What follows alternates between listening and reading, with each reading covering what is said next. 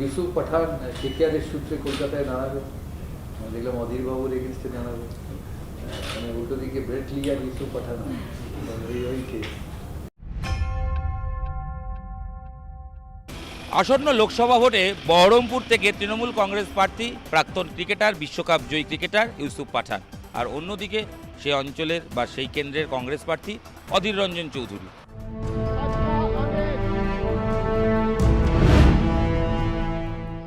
বিগত 5 বারের সাংসদ অধীর রঞ্জন চৌধুরী, তার বিরুদ্ধে ব্যাট হাতে ভোটের ময়দানে নামবেন ইউসুফ পাঠান।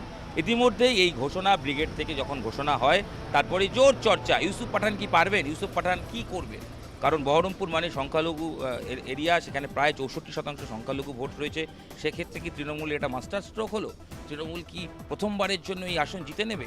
এর উত্তর তো সময় বলবে। তবে ইতিমধ্যেই কিন্তু অধীর চৌধুরী বক্তব্য রেখেছেন।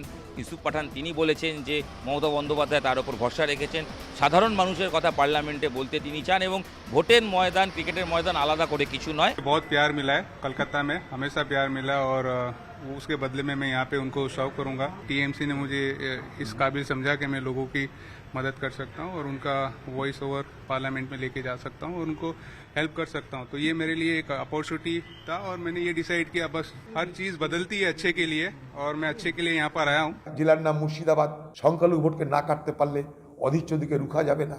ইউসুফ পাঠানকে যদি আপনি সম্মানিত করতে চাইতেন তাহলে কয়েকদিন আগে পশ্চিমবঙ্গে রাজ্যসভার এমপি নির্বাচিত হলো, সেই সময় কেন ইউসুফ পাঠানকে নিয়ে এ বাংলার পক্ষ থেকে একটা এমপি রাজ্যসভায় পাঠালেন না?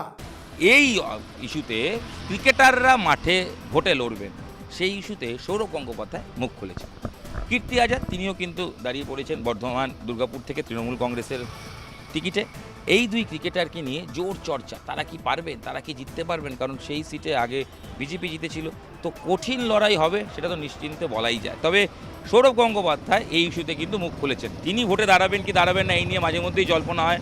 দিন কয়েক আগে তিনি নবান্নে গিয়েছিলেন, সেই সময় জল্পনা হয়েছিল, যদিও সেটা অবশ্যই তার যে শিল্প করার কথা পশ্চিম মেদিনীপুরে সেই সংক্রান্ত বিষয় ছিল বলেই ইতিমধ্যেই সূত্রের খবর এবং সৌরভ ঘনিষ্ঠ মহলে দাবি। তবে সৌরভ ইউসুফ পাঠান ইস্যুতে এবং কীর্তি আজাদ ইস্যুতে নিউজ 18 বাংলার প্রশ্নে অকপট উত্তর দিয়েছেন।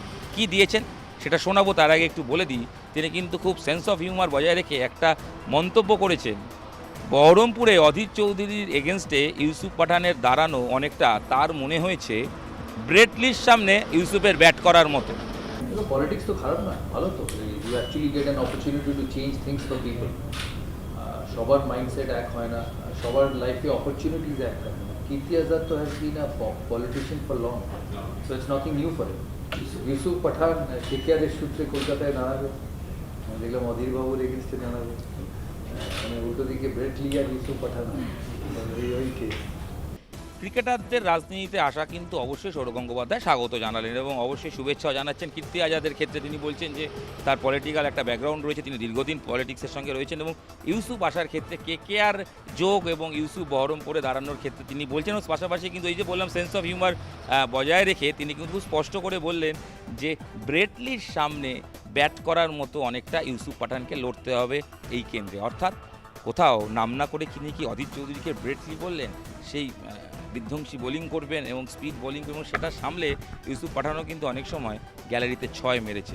তো রেজাল্ট কি হবে সময় বলবে। সৌরভ গঙ্গোপাধ্যায় কিন্তু রেজাল্ট কারো পক্ষে কিচ্ছু বলেননি, তিনি তার ওপিনিয়নটা রেখেছেন, তার ভিউ পয়েন্টে বলেছেন, তার ভিউটা তিনি বলেছেন যে ভোটে ক্রিকেটারদের আসা ভালো, রাজনীতিতে আসলে যদি তিনি নামবেন না এটাও স্পষ্ট করে দিয়েছেন, তিনি ভোটে নামার ব্যাপারে খুব একটা ইন্টারেস্টেড নন সেটাও স্পষ্ট করছেন, এবং অবশ্যই বলছেন লড়াইটা বহরমপুরে কতটা কঠিন হবে সেটা বোঝানোর জন্য হয়তো বলছেন যে ব্রেট লির সামনে, যেটা লেখা নেই কিন্তু তিনি বলেননি, হয়তো ব্রেট লিকে অধীর চৌধুরী মনে করছেন এবং ব্যাট হাতে ইউসুফ পাঠানের ক্রিজে দাঁড়ানো।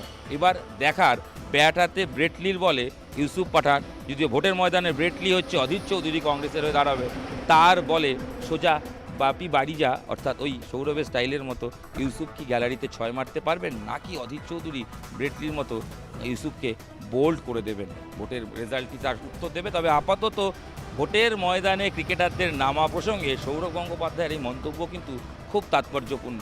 নিউজ 18 বাংলা ডিজিটালে আপনাদের সঙ্গে আমি ইরন রায় বর্মন ছিলাম।